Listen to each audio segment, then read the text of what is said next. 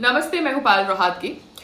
हम सबको पता है कि कैसे नारायण राणे जी, जो बीजेपी से हैं आज की तारीख में, यूनियन कैबिनेट मिनिस्टर है, उनको गिरफ्तार किया गया because he made a statement that Uddhav Thackeray ji को वो थप्पड़ मारते बिकॉज उद्धव ठाकरे जी को साल याद नहीं था जब भारत को इंडिपेंडेंस मिली। नारायण राणे जी की अरेस्ट के दौरान बहुत सारी स्टेटमेंट्स पब्लिक हुई। स्टेटमेंट एक और जो पब्लिक हुई वो ये थी दैट उद्धव ठाकरे जी ने कहा था कि वो सीएम ऑफ उत्तर प्रदेश योगी आदित्यनाथ जी को चप्पल से मारते।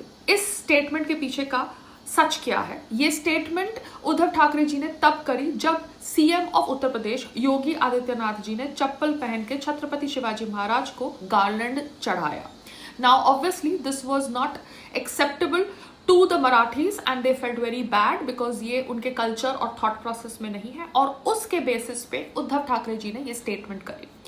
Agreed, understood, because there are a lot of rituals in Sanatan Dharma and we need to understand that every ritual has some thought process or emotion attached to it. मगर मैं इतना ही कहना चाहती हूँ, let's start concentrating on real crimes rather than arresting people on statements, public statements, because we are looking like stupid people. There has to be a clear demarcation of what all is allowed to be spoken in freedom of speech and what all is not allowed to be spoken in freedom of speech, and there needs to be clarity about Information Technology Act. ये मैं इसलिए कह रही हूँ क्योंकि बहुत बार गलत तरीके से अभिव्यक्ति की आज़ादी को टारगेट किया गया है. So let's have concrete, real discussions on all these topics rather than just arresting people because he said this, that one said this, because ये सब करने से we are only looking like a stupid democratic country.